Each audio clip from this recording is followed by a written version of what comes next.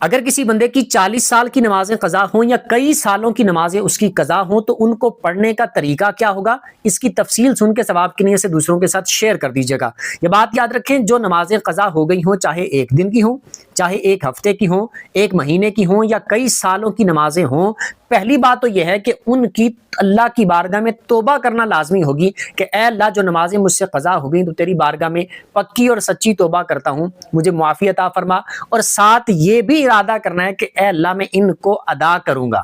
یعنی قضا پڑھوں گا ان کو۔ اب وہ حساب لگا لیں، اگر تو کم ہے تو نارملی اس کا حساب لگانا بالکل آسان ہوگا، اگر زیادہ سالوں کی ہے تو اس کا حساب اس طرح لگا لیا جائے کہ اتنے سال کی ہیں تو اس طرح شمار کر لیں، ہر سال میں اتنے دن ہوتے ہیں اور ٹوٹل اتنے دن بنتے ہیں، ایک دن میں اتنی نمازیں بنتی ہیں۔ اور اگر بالفرض یاد ہی نہ ہو، کنفرم ہی نہ ہو کہ کتنے سال کی ہیں، تو پھر اس میں دیکھا جائے کہ میں بالغ کتنی عمر میں ہوا تھا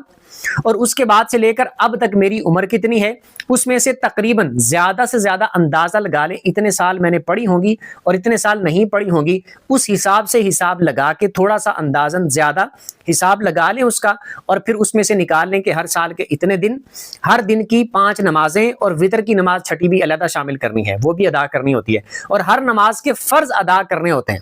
تو ان کو آہستہ آہستہ کر کے ادا کرنا شروع کر دیں۔ جتنے آپ روز پڑھ سکیں، کم از کم اتنا کر لیں کہ ہر نماز کے ساتھ ایک قضا نماز پڑھ لیا کریں، یا زیادہ پڑھنا چاہیں تو آپ کی مرضی ہے۔ تو اگر بہت زیادہ بھی ہوں گی، بالفرض 40 سال کی بھی ہیں، اور آپ پکا سچا دل میں ارادہ کر لیتے ہیں، اللہ کی بارگاہ میں توبہ کر لیتے ہیں اور ان کو پڑھنے کا پکا ارادہ کر لیتے ہیں، اور آپ آہستہ آہستہ ان کو ادا کرنا شروع کر دیتے ہیں، تو جتنی آپ سے اپنی زندگی میں ادا ہو سکیں،